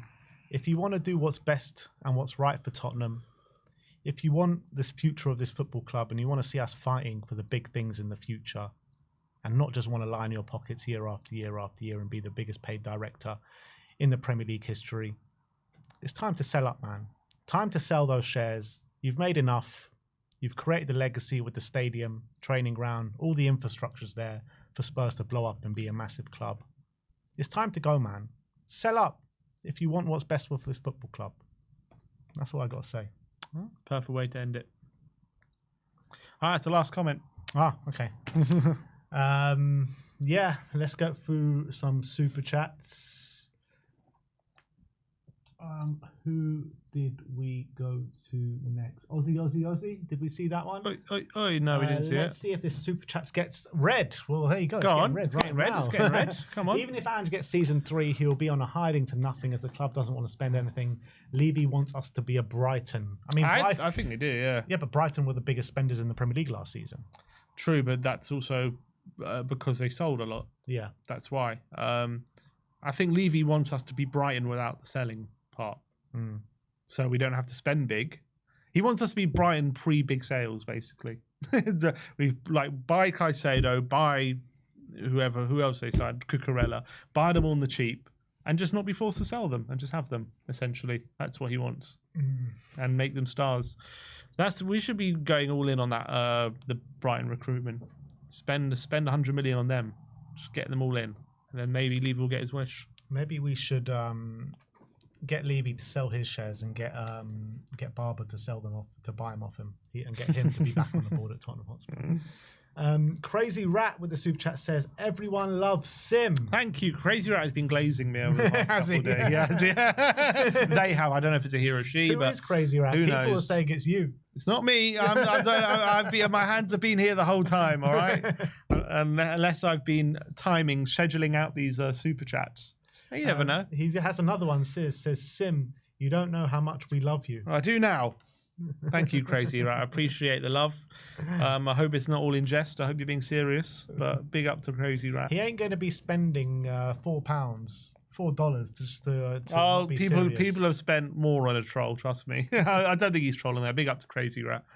Michael Hellman says, to dare is to do, and Ange dared and did. Come on, he did. Spurs. It's true. He dared to risk it all and came through. Yeah, there wasn't much to risk, to be fair. Michael Hellman says, there you go. Well, his job, really. If we could have finished higher, maybe. Yeah, true. He risked his job. Yeah. Michael Hellman says, the mental Olympics this fan base goes through, shaking my head. I know, honestly, it's we get golds in the mental Olympics, man. And Phil P says, think happy thoughts. Imagine Levy's leaving, do. Oh man, I've actually been thinking about it a lot this week. Just the parade up and down the high road. Do you reckon you get more people for the parade of Levy leaving than what we did for winning the trophy? Gonna get a big parade. 250k for the trophy. Didn't Newcastle have a parade when Ashley confirmed left? They had a whole thing in front of the St James's. Yeah, everyone was wearing. Can't remember what they were wearing on their heads. Yeah, well, they're wearing but Saudi garments. That's it. They're all wearing the Saudi garments. Yeah, I wonder if we would have that. If we would have that. I'll be there. I'll be the first one there. You don't you bet. And I bet you Daigle will be there before me, and he's going to be flying from Canada. Definitely. So that's the super chats, and still no news. Still absolutely nothing. The only thing that I'm seeing is Thomas Frank, 1.4 now to be our next manager. What was your conclusions yesterday to the LinkedIn ads that Brentford have put out? It's hard to really know. I mean, one part of me is like, there's no smoke without fire. They're putting this out amidst all the links of Thomas Frank leaving. Are they really going to be looking for, why are they looking for a new position? But then again, assistant for, like, is Thomas Frank the first team coach, or is he the manager of Brentford? Because it's two different things. Some people who we call managers are first team coaches. But the ad was for a first team assistant coach. Correct. Yeah. But I'm saying, is Frank a assistant, a manager, or a first team coach at Brentford? I think he's a coach, but surely it says it somewhere. Yeah, I don't know. Is he manager or first team coach? Danish football coach. I'll say it on Wikipedia, surely.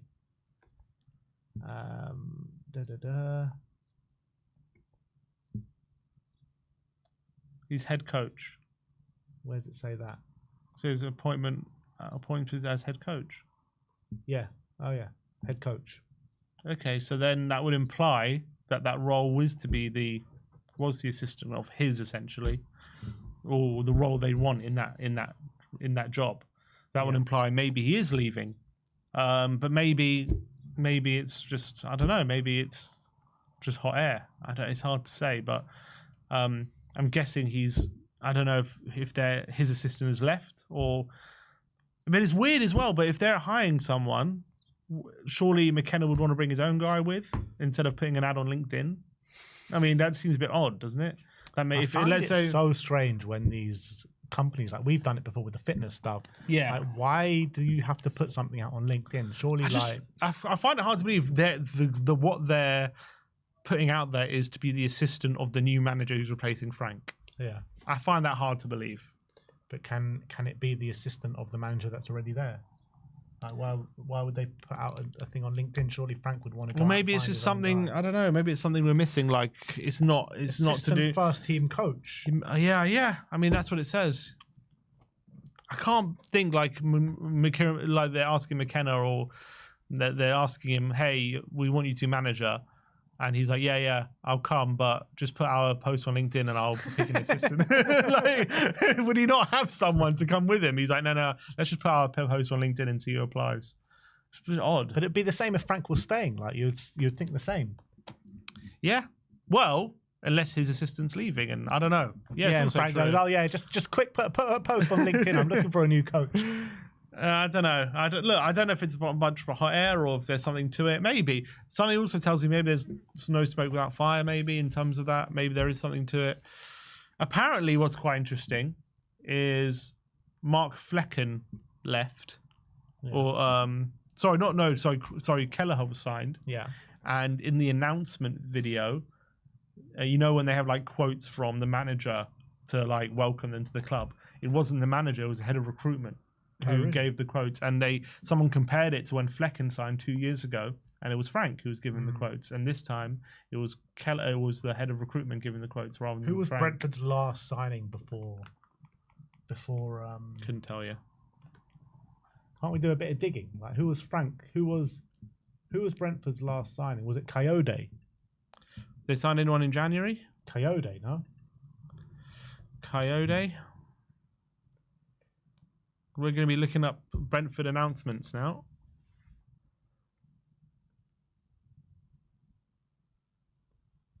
Well, for the permanent announcement, there's no quotes from anyone apart from him.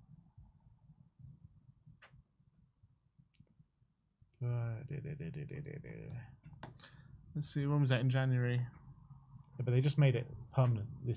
So maybe. But there's no quotes from anyone apart from him. Okay, that's because it was maybe different. I don't know. Is there anything? Yeah, maybe people are reading too much into it, but all these things all together, maybe people are adding. Maybe it's a lot of smoke. Yeah, I don't know. What do you think, guys? Is there something to it? Does that mean Frank's leaving? A lot of people seem certain Frank's staying in the chat, but I don't know what did he say he was staying ever? Frank? Yeah. Nah, he signed a contract a year or two ago, didn't he? Till 2027. But I don't know why. Because the thing with Frank staying was there's a journalist, the BBC journalist, a woman who's a Brentford fan. And she texts Thomas Frank. She made this all public on TalkSport or something. But she texts Thomas Frank, and Thomas Frank like messaged her like back saying, "Yeah, looking forward to next season, or we keep going in this direction," with like a B symbol. And when was that? That was like just at the end of the season, last day of the season. So yeah, that would suggest he's staying. But maybe he hadn't spoke to Spurs at that point. Yeah, I don't know. Yeah, I guess. Who really knows the truth in terms of what's going on there? But these rumours are just going to circulate, and it's just going to grow louder and louder, isn't it? until we hear anything. Anyone got any ITKs in the chat? Come on, put in your ITKs. I've heard ITKs galore. People contacting Ange on the beach. People talking to him. So in February, they signed Igor Thiago. And, yeah, quote from Thomas Frank. Well, there you go. Have Brentford just revealed something with their transfer announcements? So that's Igor Thiago. Sepp Vandenberg they signed as well. Surely we hear something tomorrow. Brentford signed Sepp Vandenberg. And there is no quote from Thomas Frank. Oh, yeah, there is a quote from Thomas Frank. There's a quote from Thomas Frank. And go to the Kelleher announcement. They just announced him. I just took this guy's word for it. So I don't even know. I didn't even check it, but this is what he said. Kelleher, Brentford.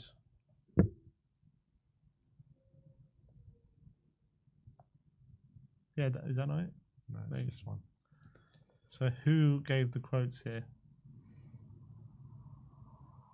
First team goalkeeping coach. There you go. Not Frank. So basically, we've just checked Brentford's last 3 signings, and 2 have been Frank, and this one has been the goalkeeping coach. Is there something in the air? Is there something going on there? Why is Frank not giving nice quotes about Kelleher? He's on holiday, mate. Did Brentford not demand what Frank wants to say about Kelleher? We need a Brentford fan. Maybe they can tell us. Maybe is there no Brentford ITKs? I don't know any Brentford fans. Come on, someone get us a Brentford fan. What are people saying in the chat? Brian, there's people chatting to Brian. So every single... Let's just check one more signing. One just more. in case. Fabio Carvalho. Okay? Mm-hmm.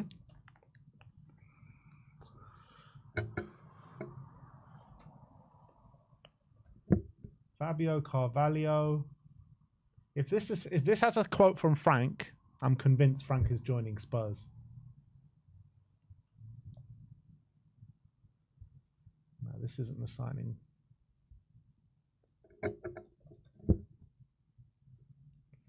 Carvalho joins us from Liverpool. And there is a quote from Thomas Frank. Why the silence, Frank? Where is he? He's gone silent. And on everyone's Kelleher. saying, yeah, he's on holiday, but all it takes is a phone call to give a quote. Yeah, or an or email, a text or or a anything. text, Put yeah. it in ChatGPT. Anything. Easy. So Yeah, Frank, that's it. Natalie Sawyer was the journalist I'm talking about. So every signing Brentford make, Frank is always giving a nice quote, welcoming to the club. But not Kelleher. But not Kelleher. In this, you signed a few days ago, in the midst of all the rumours that Frank is set to join Tottenham. Have we just confirmed it? I think we've just cracked the code. Have we cracked it?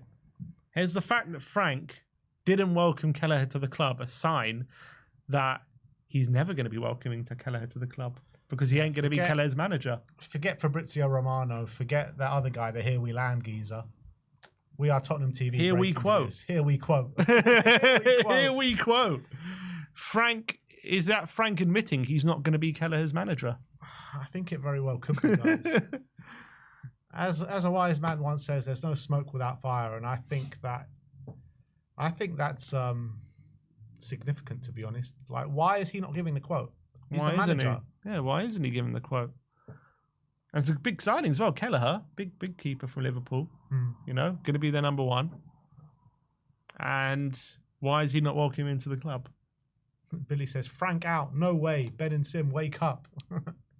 This is the best draw clutch in the history. Love it. Charlie Vell says, Frank to Spurs confirmed. There it is, clear as day. It is clear as day. You tell me why he's not making an announcement on the club website when a significant signing.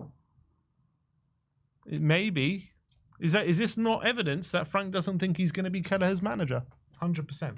Is that not evidence, people?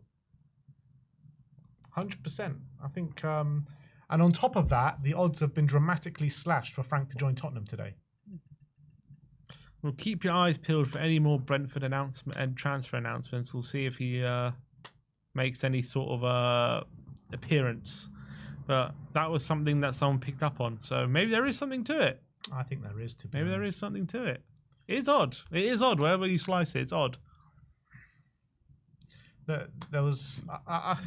I do believe that Ange is going to be sacked and Frank is going to be our next manager. I genuinely believe it. Do you believe it? Yeah, I think if I was to put money on something, not based off that, but if I was to put my money on something, I think that is what I think is probably the most likely thing. And also that's what we've heard. Yeah. And I think as well there's a good chance that they want to avoid a situation like we had when Mourinho left and we had 6 weeks or whatever without a manager, and they don't want that PR disaster again. Although right now what's going on is a disaster, but it's only 11 days, and maybe they're thinking if they know that if we sack Ange, the longer it takes to appoint someone, the more pressure is going to build. So if they can just bam do it straight away, then people will move on very quickly, essentially.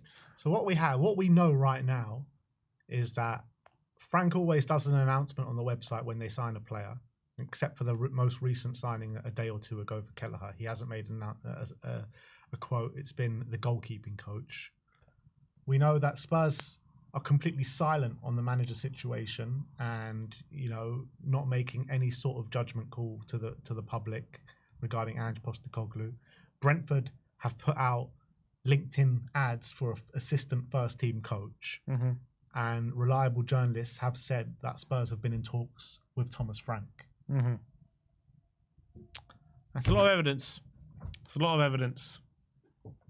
So make of that what you will, people. Is the jury about to make its decision? Or is the jury out? We got another super chat from Sim's best mate, Crazy Rat. Go on, Crazy Rat. He says, I think he means Sim. I'm not trolling. You bring a smile to May Day. You are in my sunshine. Happy Sim equals happy life. Putting all my eggs in this basket.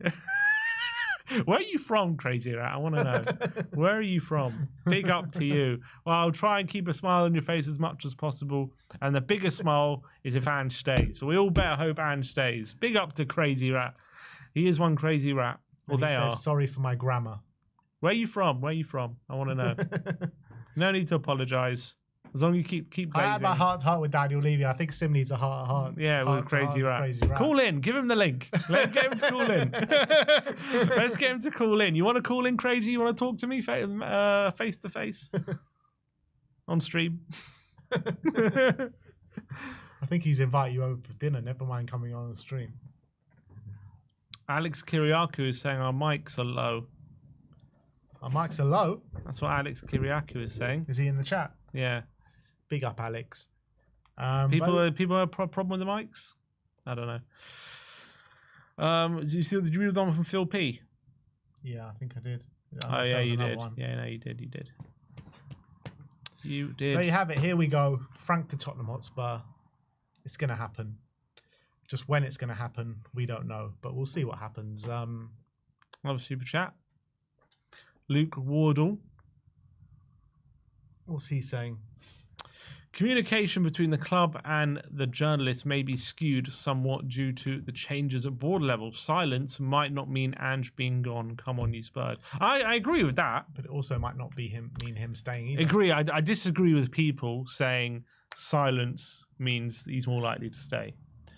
I don't agree with that because... I think silence is more likely for him to go. Well, no. Yeah, well, not necessarily. Because I think if we hear anything now, he's definitely going. If we hear an announcement, I just think So I think the silence just means he's more likely to go because I think if they would have made the decision of him staying, then we would have heard it by now. Yes. Yeah. And I think the plausible explanation is they're waiting to get the appointment in line before announcing anything. I think that's probably what is happening, if I was to guess. But maybe they are just genuinely deliberating, and they generally don't know what is going on. How long can you bloody deliberate for? I refuse to believe that they don't know what direction they're going in now. For sure they know. They're just not communicating with it. Do you not agree with that, though? Like, how long can they deliberate on? They had bloody the whole of second half of the season. They had the whole of the Europa League run to make a decision on what they want to do. Then they had the indecision of the parade and the final and everything. It was like, fine, you want to change your decision at that point. But now it's been like 15 days since that moment. Imagine we get first game of the season, we still don't know. Nothing's ever been said. We just have to wait to see who walks out the tunnel at the beginning of the season. That'd be classic Tottenham. Yeah. No, but I hear what you're saying. I think,